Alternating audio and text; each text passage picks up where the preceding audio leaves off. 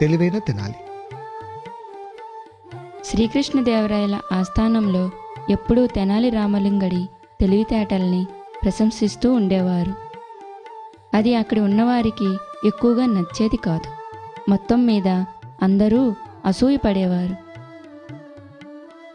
ఇది ఆపుకోలేక ఒకరోజు ఒక పూజారి రాజుగారి దగ్గరకు వచ్చి, మహారాజా, మీరు ఎప్పుడూ తెనాలినే ఎక్కువగా మెచ్చుకుంటున్నారు. ఇది అంత మంచి పద్ధతి కాదు. అతనికంటే ఎక్కువ తెలివితేటలు నాకు ఉన్నాయి. కావాలంటే పరీక్షించండి. అలాగా? అయితే మీరు అన్న మాటలు మీరు నిరూపించుకోండి. మీకొక పరీక్ష పెడతాను అంటూ రాజుగారు దూరంగా ఉన్న అగరబత్తి పొగను చూపించాడు. పూజారి గారు, ఆ అగరబత్తి పొగను 2 అడుగుల వెడల్పుగా వచ్చేట్టు చేయగలరా? రాజుగారు అన్న మాటలకు పూజారి కాస్త ఆలోచించి, ఇది తెనాలి చేయగలడా? తెనాలి!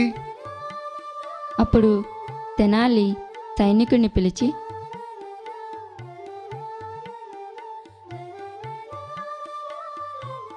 పొడవైన గాజు గ్లాసు తెమ్మని చెప్పాడు. పొడవైన గ్లాసులో ఆ అగరబత్తులను పెట్టి చూపించాడు. ఆ పొగ 2 అడుగుల పొడుగుగా వచ్చింది. చూడండి ప్రభు, 2 అడుగుల పొడవు. అప్పుడు రాజుగారు, చూశారా తెనాలి తెలివితేటలు? శభాష్ తెనాలి, శభాష్. నమస్కారం. కృతజ్ఞతలు వ్యాపారి. ఇది నా ప్రియమైన చిలుక. జాగ్రత్తగా చూడు. ఒకవేళ దీనికి ఏదైనా అయితే నిన్ను శిక్షిస్తాను.